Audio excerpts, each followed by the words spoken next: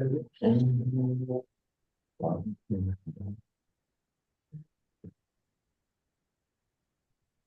that in your hand. I have no idea. It was there already. Welcome, everybody. I hope some of you had a good day off. I do want to recognize at this moment that all of our graduating students, the Fab Five, went through their thesis committee meetings and shined. So congratulations, Fab Five. Couple quick announcements. At 11:30, there's an optional teach-in that's connected to what's happening in Gaza right now. It is optional, and we'll be talking about Atel Adnan among other things. At 1 o'clock, we're sharing space with low-res visual studies. And for those who are in Portland, whether you're from Portland or just have come into Portland, ideally that experience is experienced in person, because people get the opportunity to go into studios with low residency visual studies students. We will have Zoom. I've written up Zoom people prompts for the Zoom, but I did want to note that if you are in Portland, like, you get the opportunity to be in a studio with a low-res visual studies student. So that's from 1 to 4. And then we have Black Weirdo School at 6 o'clock. Gabrielle is in the building. She's set up Lemelson. You all can at any point go down and check it out. It's the school has been set up, so it's really exciting. All right, let's welcome Alejandro de Acosta.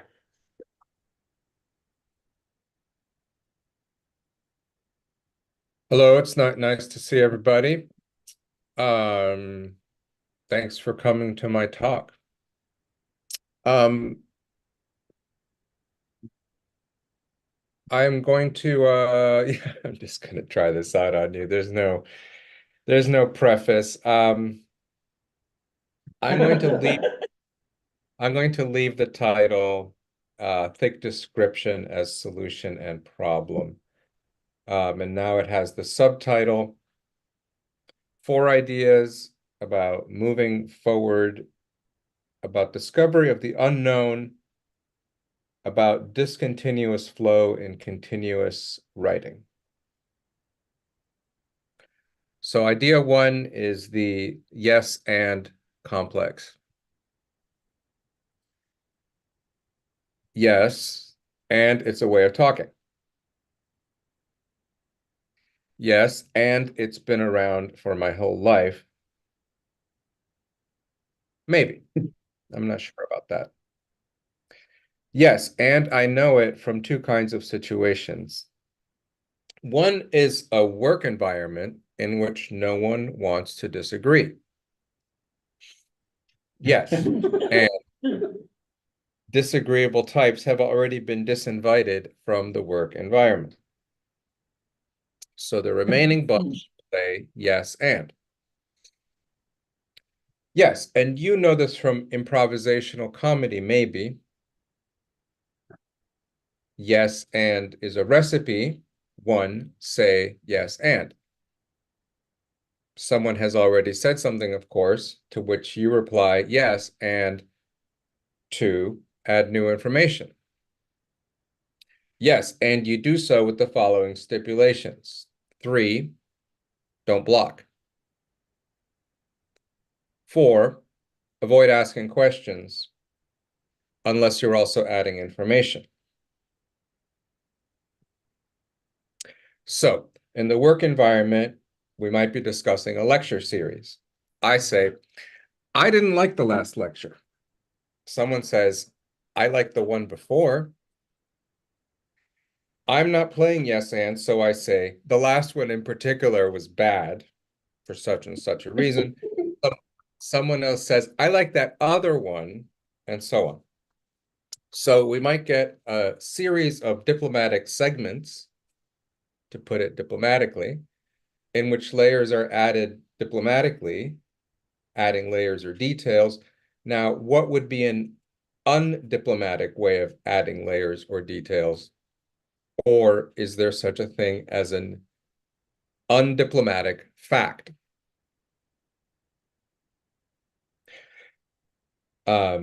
Okay. Idea 2 is thick description, and I'm going to acknowledge, as we like to say, different learning styles, because I'm going to be reading a chunk from a text, and so you can listen to me read it, but I will also just give you the text to keep and have with you. Pull it up here.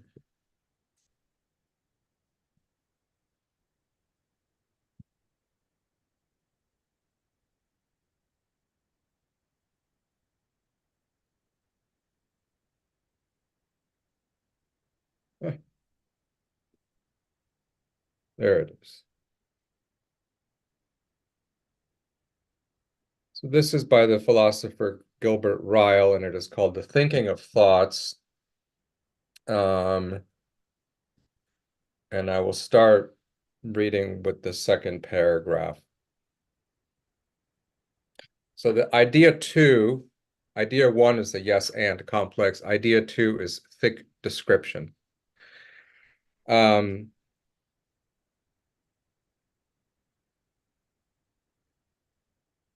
Two boys fairly swiftly contract the eyelids of their right eyes. In the first boy, this is only an involuntary twitch, but the other is winking conspiratorially to an accomplice. At the lowest or the thinnest level of description, the two contractions of the eyelids may be exactly alike. From a cinematograph film of the two faces, there might be no telling which contraction, if either, was a wink, or which, if either, were a mere twitch. Yet there remains the immense but unphotographable difference between a twitch and a wink. For to wink is to try to signal to someone in particular, without the cognizance of others, a definite message according to an already understood code. It has very complex success versus failure conditions. The wink is a failure if its intended recipient does not see it, or sees it but does not know or forgets the code, or misconstrues it, or disobeys, or disbelieves it, or if anyone else spots it. A mere twitch, on the other hand, is neither a failure nor a success. It has no intended recipient. It is not meant to be unwitnessed by anybody. It carries no message. It may be a symptom, but it is not a signal. The winker could not, what a funny word that is.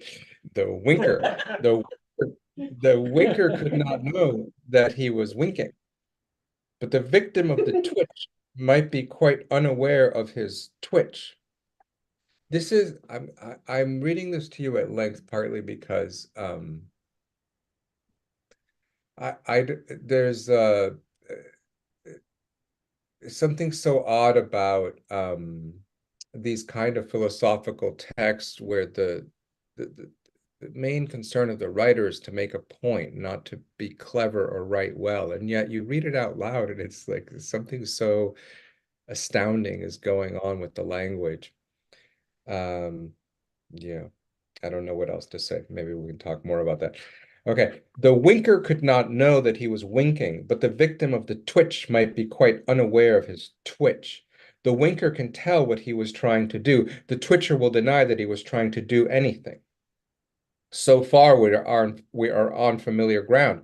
We are just drawing the familiar distinction between a voluntary intentional, and in this case, collusive and code-governed contraction of the eyelids from an involuntary twitch. But already there is one element in the contrast that needs to be brought out.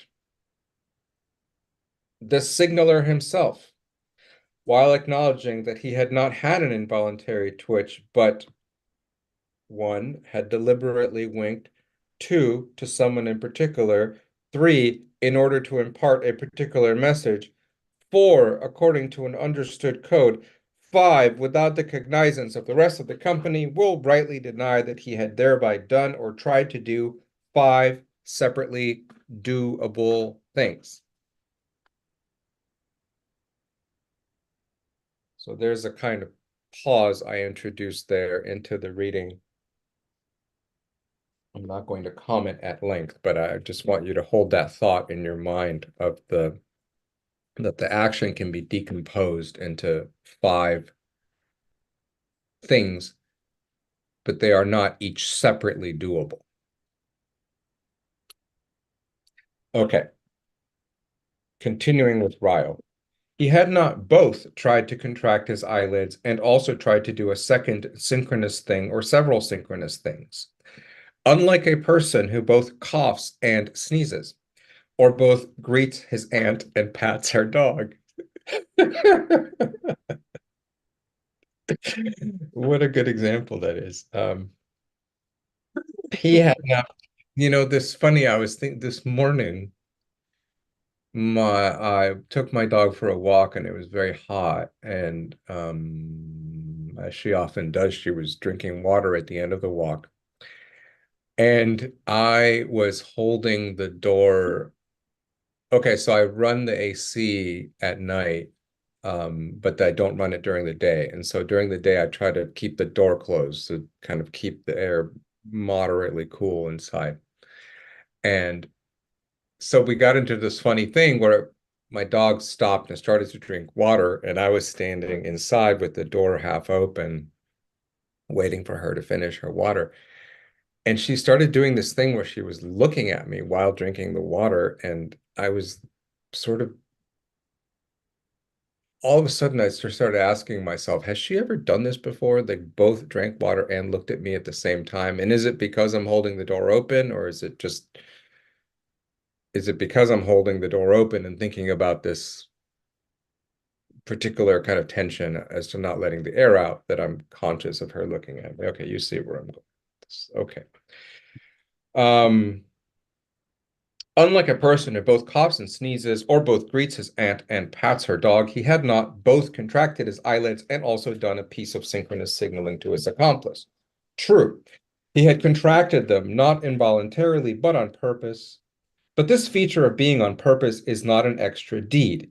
He had contracted them at the moment when his accomplice was looking in his direction, but its being at this chosen moment is not an extra deed. He had contracted them in accordance with an understood code, but this accordance is not an extra deed. He had tried to do much more than contract his eyelids, but he had not tried to do more things. He had done one thing, the report of which embodies a lot of subordinate clauses, had not done what the report of would embody several main verbs conjoined by ands. There are five or more ways in which his winking attempt might have been a failure, but he was not attempting to do five things. If he is successful, he has not got five successes to put on a list, but only one. And then I think in the pull this back up.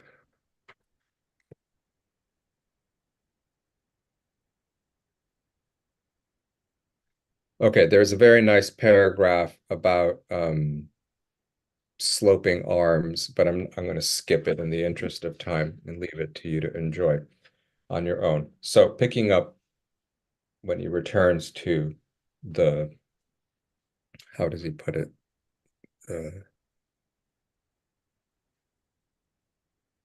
Back to our winker.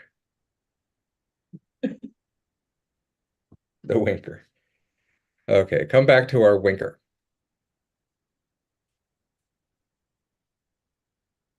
I feel like a winker is something that I could call, like in a public situation, like being in a bar and people are drunk and maybe a little rowdy, I call someone a winker as a good way to start a fight.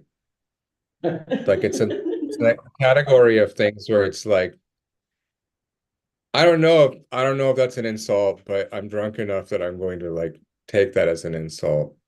Um,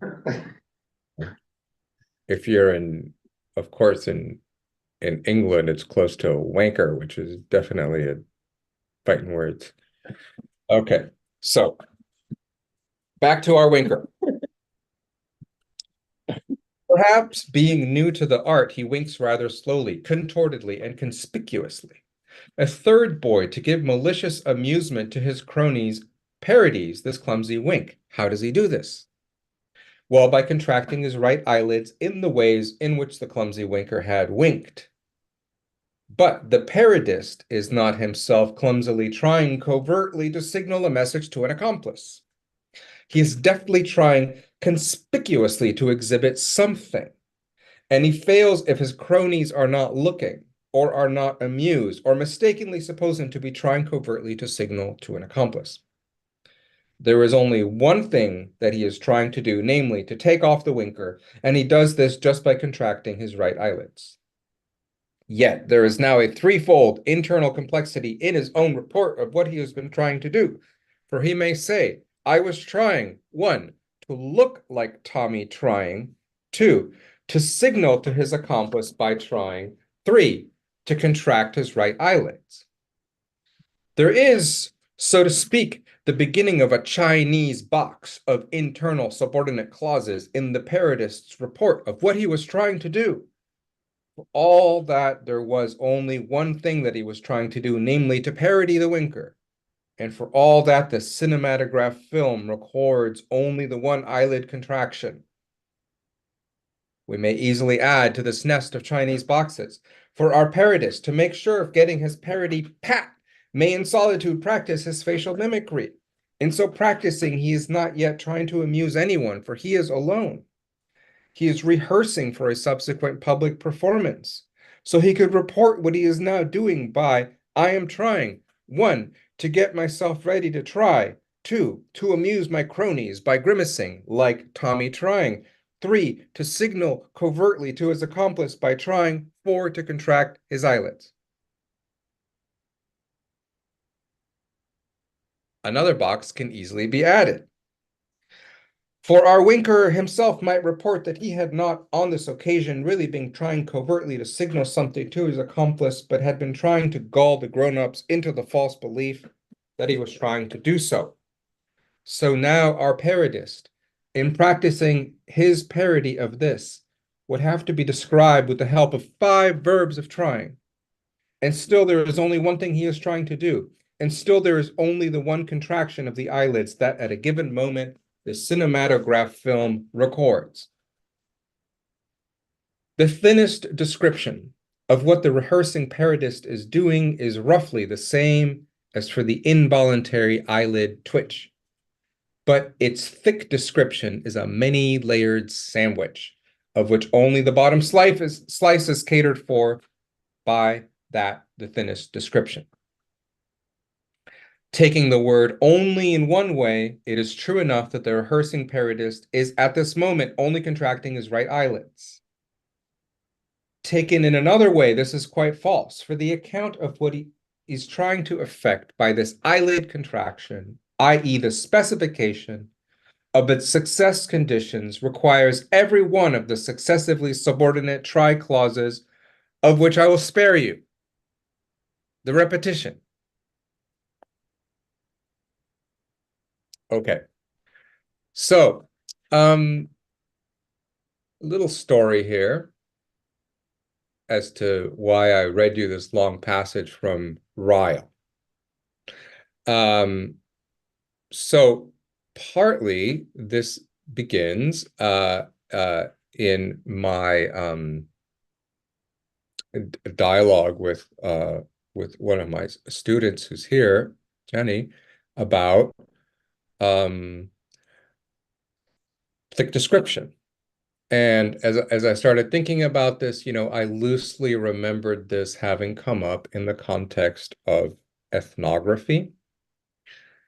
And in the ethnographic context, there is, well, I mean, broadly speaking, in the field, there's a kind of debate or discussion which has to do with how do you give a description of social practices that you do not see all the way through, or you do not fully understand? So you are a witness or a companion in events that you can see something. You can say, for example, this is a dance, and you can maybe even say this is a ritual dance, right?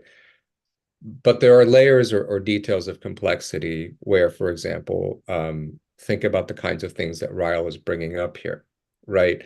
What is the difference between the ritual dance and someone making fun of the ritual dance, right? Or between the ritual dance and someone practicing for the ritual dance, right? And how much immersion, you could say, into another way of life, not to say culture, would it require to be able to make those distinctions, right? And are those kinds of distinctions even fully, available to the participants themselves? Because I think it's easy to kind of reify this and say, well, the outsider is always lacking information that the insider has. But in many cases, the insiders themselves don't have a full and complete description of what it is they're up to. So thick description kind of emerges as a kind of not exactly solution to this problem, but you could say a tactic that is deployed given this problem or given this situation. And the idea is to write in such a way that there is a continuous addition of as much detail as possible, which holds open, right, these possibilities, for example, that you may be getting. I mean, I'm simplifying with my example, but I think you can see where I'm going. You may be getting the ritual dance. You may be getting practice for the ritual dance. You may be getting a parody of the ritual dance. You may be getting the variant of the ritual dance that's done this day of the week that you happen to be witnessing it, or that's done on a year that's, every 7 years, which just so happens to be when you're visiting, and so on and so forth.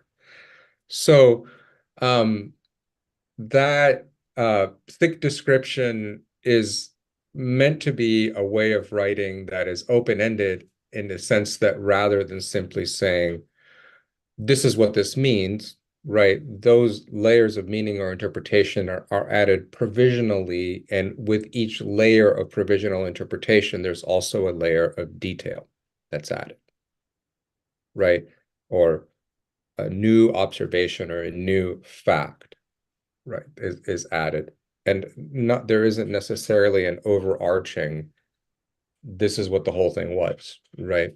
Now, one can certainly say something like, I saw a dance and it seemed like a ritual dance because there were features of it that didn't seem entirely spontaneous, or maybe it was related to an event that someone described in other ways that made me think of ritual.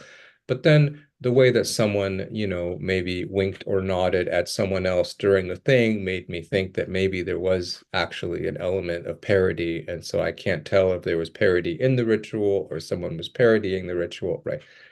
But each of these new questions would be coupled with a new detail, right? And so that's the idea of thick description.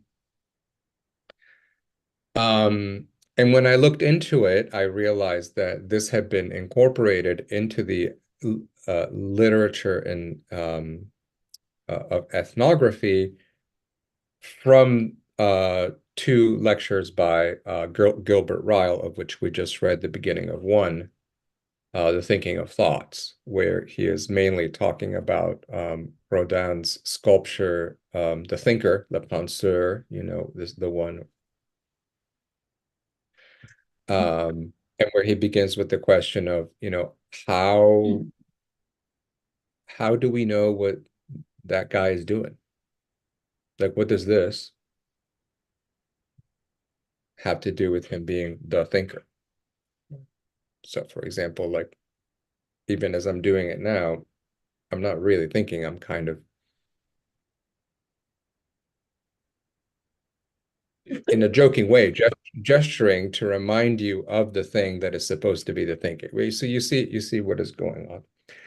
And so the way that this engaged, you know, Jenny and I, in terms, I mean, it's partly about her pages, but also just something that came up in our correspondence, had to do with how this kind of thick description could appear in our writing as a way to keep open certain ambiguities or certain questions where we ourselves are not even sure, you know, for example, I mean, let's take a simple example, right? So I have a character in my story who is playing the role of a villain. Um,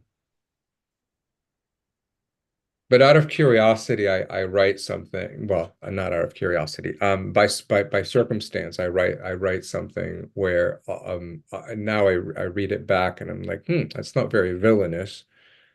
Why is the villain doing this, right? And I could, of course, fix this to retain the kind of you know, the villain always acts villainous, that schema. Or I could make it into an instance of thick description where I now have to retain this complexity I added as a way in which the reader might themselves ask this question, but only because I was able to ask myself the same question. Right. Um, did I see what I saw, right, of this character that I thought I was in control of, I thought was my invention. Um, And I think that this is, you know, partly a way to engage our own imagination in a way different than what we're used to. So my hunch is that the way to imagine or to envision that often feels comfortable or safe or familiar to us is a kind of variant of yes and. We're kind of playing this game of yes and with ourselves. And now I'm asking whether there's something about thick description that not by, you know, overthinking the writing, right, but by continuing to write and observing anomalous details or hard to interpret details, right? When I have someone in my story, you know, conspiratorially wink, which of these layers that Ryle describes about the winker might I be invoking? So, for now, let's leave this there and think of thick description as a game you can play with yourself, as a kind of writer's solitaire. Um, or you could think of it as a whimsical kind of meditation that you can undertake with an imagined observer. All right. So,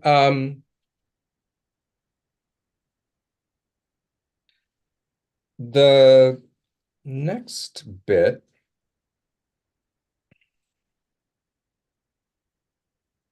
has to do with morphological description. That's what I'm going to call it.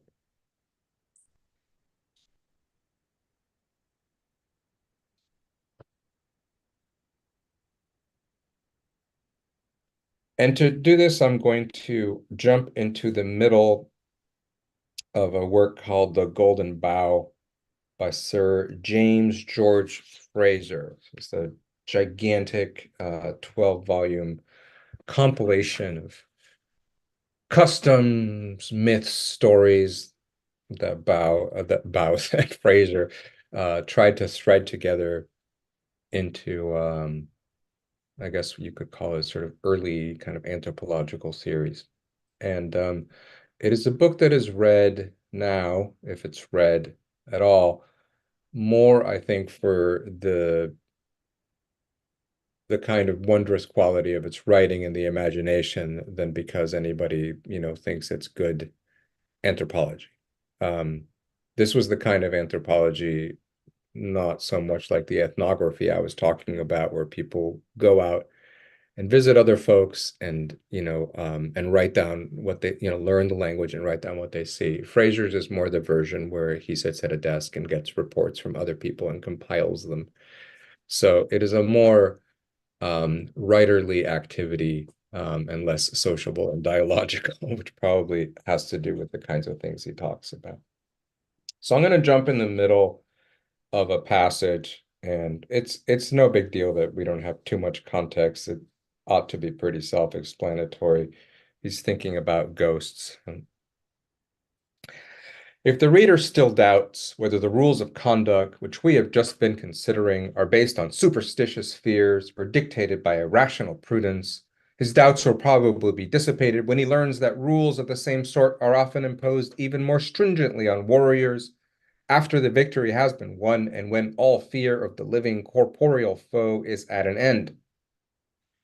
In such cases, one motive for the inconvenient restrictions laid on the victors in their hour of triumph is probably a dread of the angry ghosts of the slain, and that the fear of the vengeful ghost does influence the behavior of the slayers is often expressly affirmed. The general effect of the taboos laid on sacred chiefs, mourners, women at childbirth, men on the warpath, and so on is to seclude or isolate the tabooed persons from ordinary society. This effect being attained by a variety of rules, which oblige the men or women to live in separate huts or in the open air, to shun the commerce of the sexes, to avoid the use of vessels employed by others, and so forth. Now the same effect is produced by similar means in the case of victorious warriors, particularly such as have actually shed the blood of their enemies.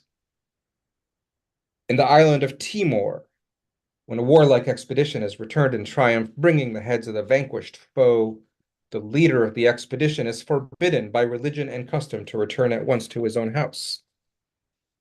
A special hut is prepared for him, in which he has to reside for 2 months, undergoing bodily, spiritual purification.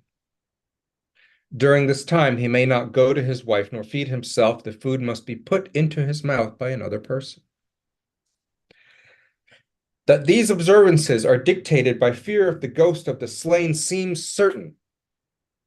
For from another account of the ceremonies performed on the return of a successful headhunter in the same island, we learn that sacrifices are offered on this occasion to appease the soul of the man whose head has been taken.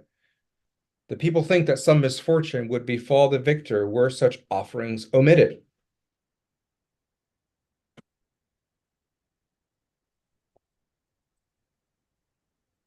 So I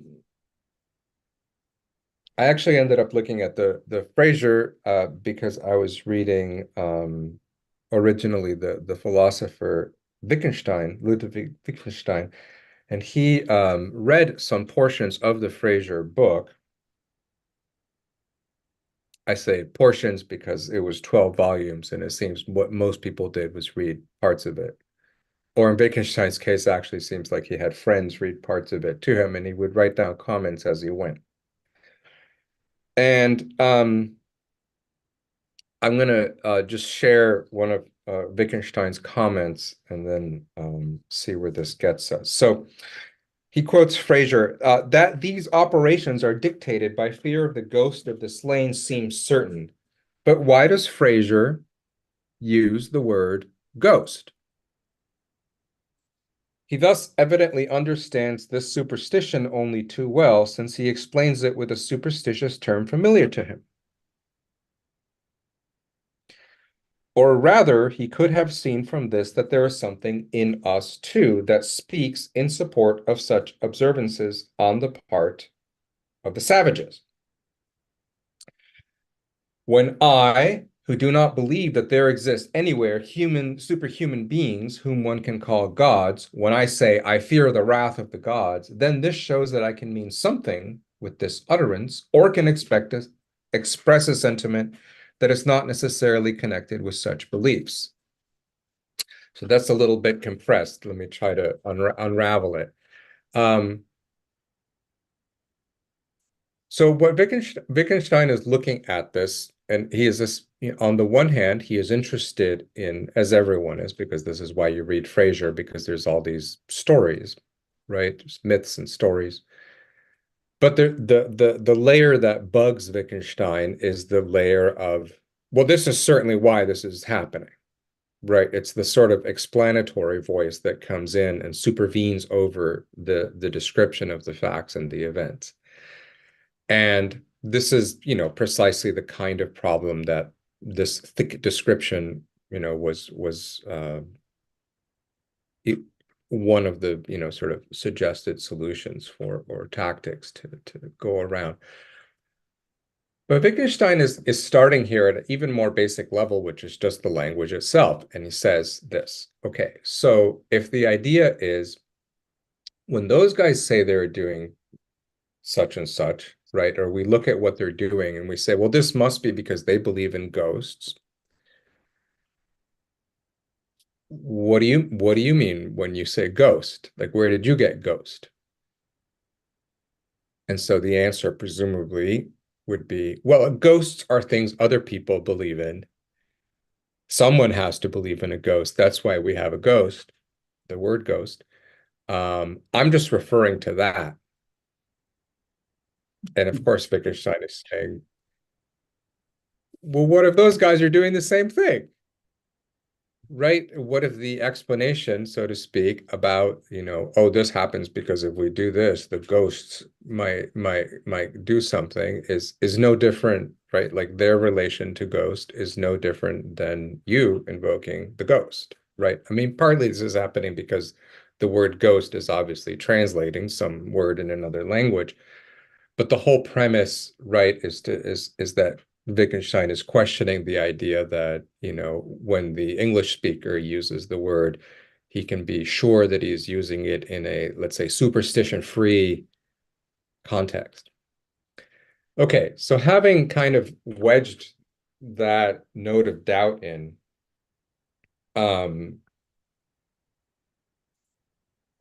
let's see where Wittgenstein goes again. He says there's this passage was kind of strange for me to read and think about, but it goes like this. And so the chorus points to a secret law, is what one might want to say about Fraser's collections of facts. And the phrase, and so the chorus points to a secret law, is in quotes. And I was like, what is this line? Because it seems sort of familiar. And I had to chew on it for a while. And then I realized that Wittgenstein was actually quoting a poem.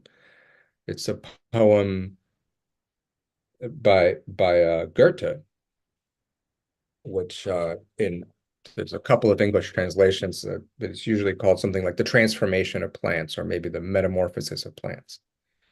And I'll read you the beginning of it.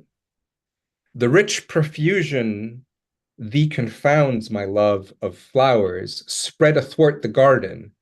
I, name upon name, assails thy ears, and each more barbarous sounding than the one before, like unto each the form, yet none alike.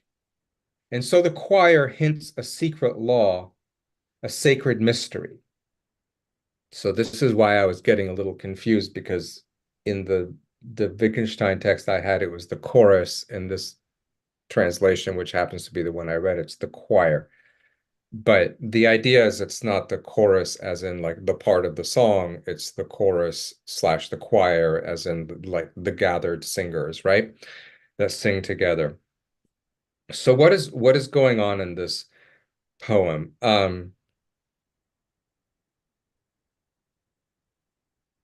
Partly this is about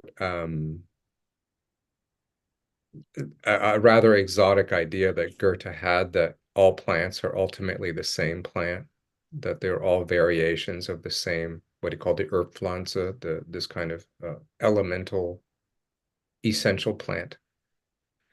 And they all sort of are different kind of morphological variants of the same.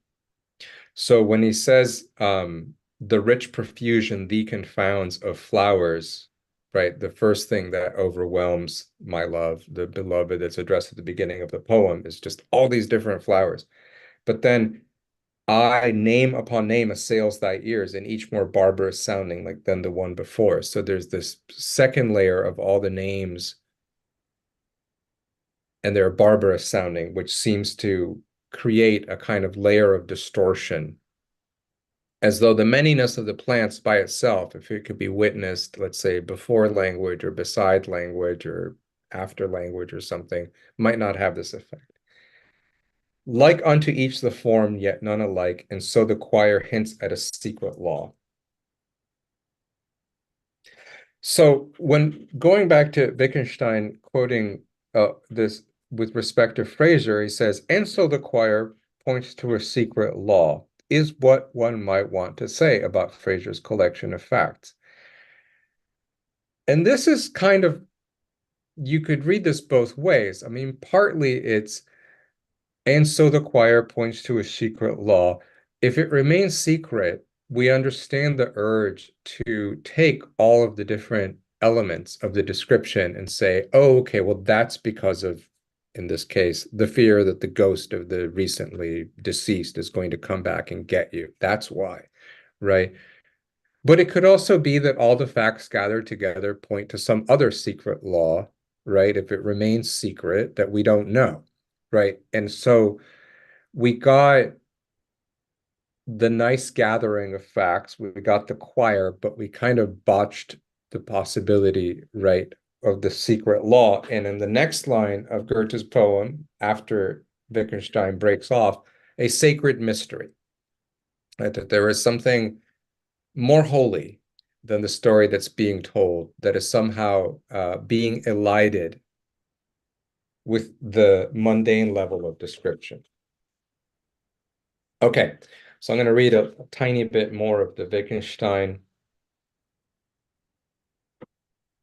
Now, I can represent this law, this idea, in the form of a hypothesis of development, but also in analogy to the schema of a plant. I can represent it as the schema of a religious ceremony, or again, by grouping the facts alone in a perspicuous presentation. So what is this perspicuous presentation, and why do I want to connect it to thick description? I think that partly the problem with my initial, the kind of Ryle-oriented version of thick description is that it seems to just say, keep describing, describe more, add more details, right? And that the more, it's a sort of call to make everything longer stories, longer poems, longer novels with longer scenes, longer dialogues, right? And that we are going to save ourselves from the yes and problem just by adding. And I don't think that is the interest here, right? So the question is, yes, in some cases, adding an unexpected detail or honoring your, let's say, surprising yourself with a detail you didn't quite know was coming is a virtuous place to be in. But I don't think we merely get there with a kind of runaway addition. So that's why I'm inflecting that with this notion of perspicuous. Now, perspicuous is a funny word that I haven't decided if I like yet or not. It is a word that Wittgenstein's translators came up for a term he uses now and then, which is übersichtlich, and is sometimes described as an overview or a survey or a synopsis or a bird's eye view, but it also has resonances of clarity, right? So the idea is that it is something that kind of catapults you to a different position as an observer, and it's a position from which you might be able to survey, right? But the way I think about it is not so much like the God's eye point of view that sees everything, right? But rather that you as a finite, well, let's stay with the idea of catapult, right? So, we are in a particular situation, you and I, and then you're catapulted over the situation, right? You can't fly, but you can be flung and you certainly can't hover, but you can be flung over it, right? And in that like unexpected physical situation, you can see, whatever degree you see, you will notice something new from that new perspective, right? So that would add a kind of perspicuity if you were accumulating details at ground level, so to speak, and suddenly you were flung, you would have like this other view. And maybe my story about my dog is this way. Maybe for all I know, she looks at me while drinking water and can actually do those two things at once. But it so happened that I got into this. You have to imagine the whole scene, right? Like, so I was doing a thing with the door, and because I was holding the door and looking at her in this particular way, she showed me that she could look at me, right? But just because I noticed it for the first time doesn't mean that it might not have been happening all these other times when I missed it. And this, of course, goes upstream, right? Because then now I have a thicker description of my dog and her capacities beyond just like, oh, I witnessed this at this point. So to describe perspicuously, if we want to stick with this funny word, we might think of it in terms of less in terms of adding detail and more in terms of the detail arising out of a kind of series where we do have looking at, and I guess let me just pause for a second. I'm talking about description here, and I think I'm not distinguishing here between describing what you see, what you remember, or what you imagine.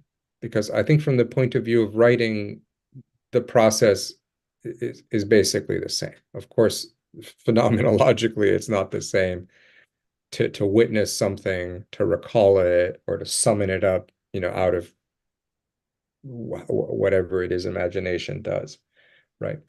But looking at is inflected by looking for, and then maybe even seeing as.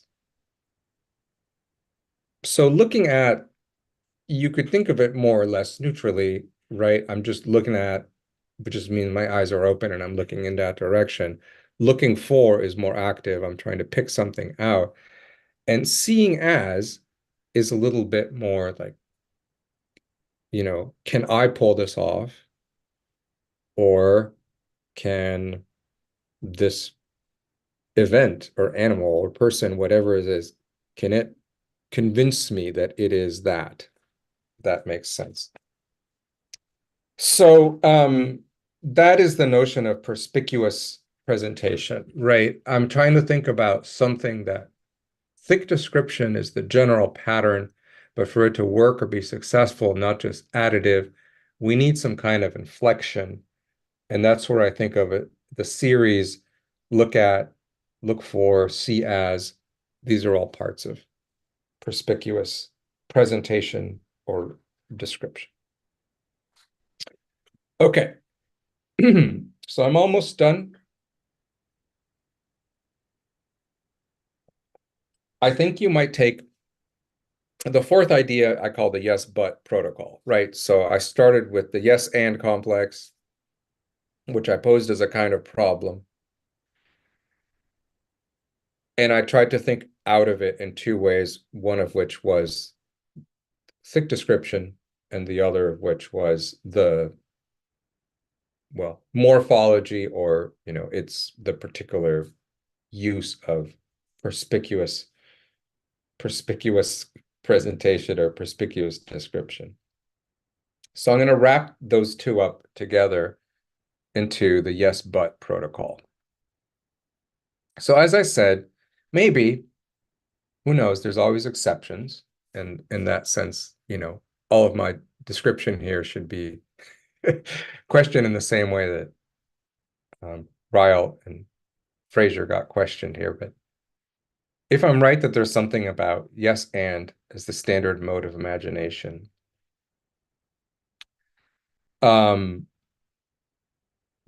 thick description is a series of as ifs or looking for or looking at or seeing as, right? in search of another angle. And again, my sense is a lot of times this might merely be a new detail that emerges that isn't in an obvious series, right? So one of the ways to think about this would be not so, I mean, to simplify a little bit, right? But let's go to my example of the villain in the story. If the villain is a kind of caricature, then every single thing the villain does is bad. Like in the comic books, you have a supervillain. Now, it doesn't seem to me like you could ask yourself questions about, is the evil so evil that it's always evil? But you can also ask yourself a question like, what would this person have for breakfast?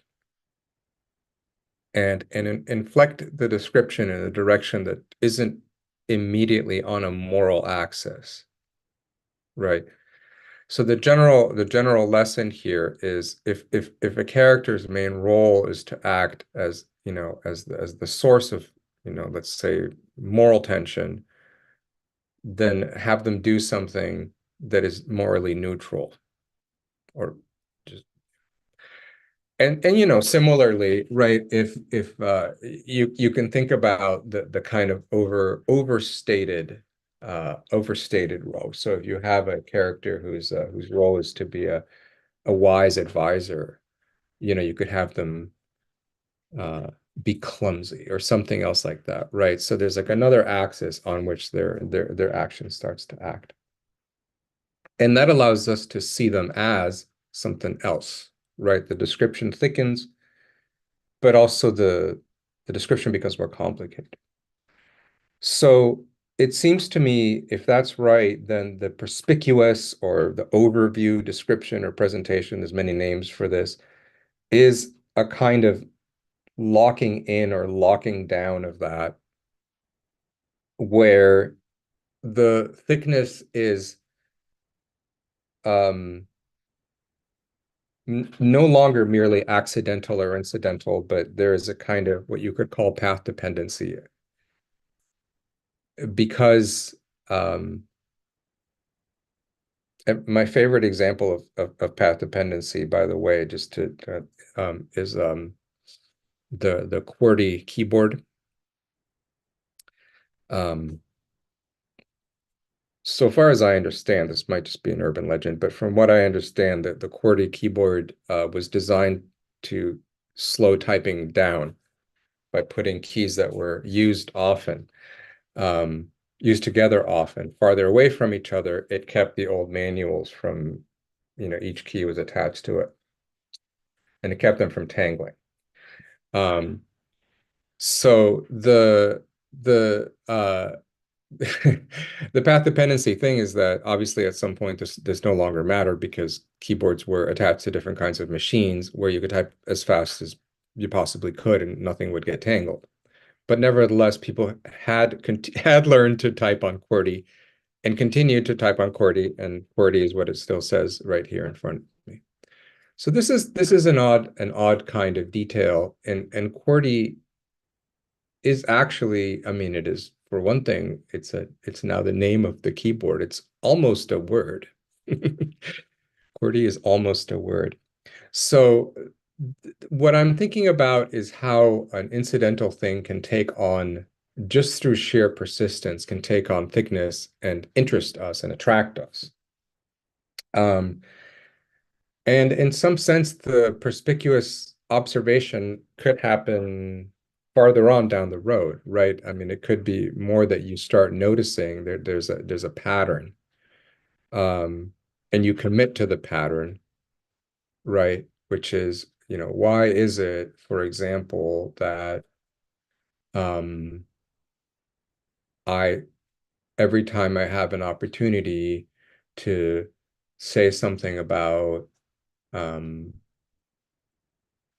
eye color, I say that the eye color is green, even though that has nothing to do with anything. I have a tendency to say green eyes, green eyes, green eyes. And without settling on what that means, committing to it and seeing where it takes you. So if you lock down or lock in, in that way, I think you get a kind of bifurcation, and that is what I think of as yes, but. So it is still in the realm of the imagination, and I'm thinking of this in the realm of the imagination that's been functioning in terms of yes and, yes and, yes and, yes and, which is, as I started with my example of office politics, is a perfectly normal way to agree to function when everybody agrees, but it's very difficult space to function in when you want to disagree. And so yes, but is how you, I think, cross over and discover what I was asking about at the beginning, an undiplomatic fact.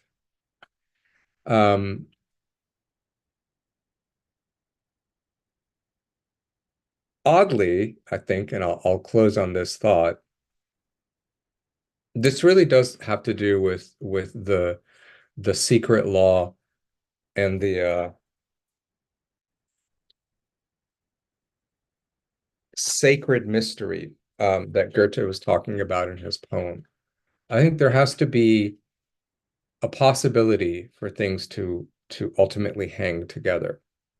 And I don't mean for this, idea to say, well, I am going to sort of shake away any possible, interpretation, be it moral or any other sort of a description, one I write or one someone else writes. It's rather that there is, I think, a kind of a deeper possibility. Well, that the awareness of a secret law is a kind of holiness in a way, right? And I think it's important not to overstate the case and say one has achieved that, but rather that one writes in such a way that one remains open to it. And we'll see, you'll tell me how much sense I've made. But I think at some point you have to, yes, but your own imagination and be a little bit disagreeable with your own creations to get there. All right. Thank you, everybody, for listening. I hope that was helpful.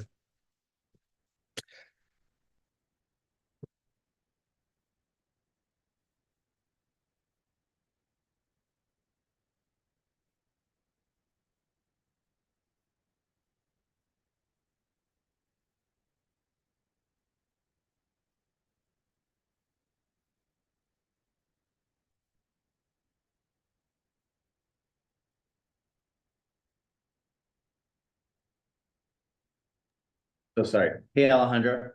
Yes. We have a question for you, Kate. Go for it. Could you tell us what Wittgenstein text you're reading, please? Oh, yeah. It's just called Remarks on Fraser's Golden Bough. There's actually there was a recent, if you search the web for the phrase "the mythology in our language," there's a cool free PDF which is the translation I was using, and then a bunch of commentary from it. So you can find that for free online. Yeah. Mm-hmm. Great talk, Alejandro. Thanks so much. It was great. I'm going to be trying to strike the thinker pose as much as I can today. Yeah. All right. Thank you, Alejandro. So next official action is a 1 o'clock concept seminar, optional teach-in at 11:30. Talk to y'all. Thank you. Thank you, Alejandro. When me and Will just had our meeting with Matt, we were just talking about Wittgenstein.